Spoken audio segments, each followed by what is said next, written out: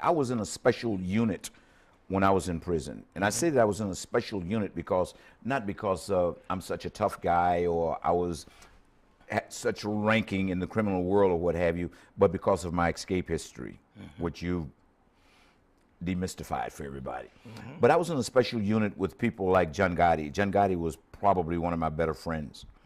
A couple of other guys, Willie Falcone, who was a guy who was accused, if you will. He was later beat the case as acquitted, but he was accused of bringing 78 tons of cocaine into this country. So I was in a unit with some really heavyweight guys. Juan Ramon Mata, guy from Honduras, whom was accused of doing the guns for drugs trade and stuff like that.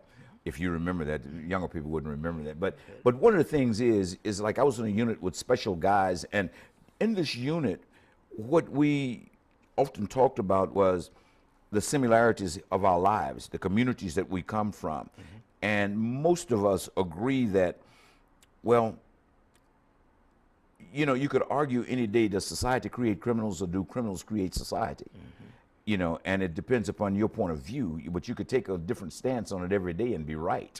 So we argue that we all come from similar communities, and had programs like alternatives existed, perhaps we'd have had an opportunity to not be in here.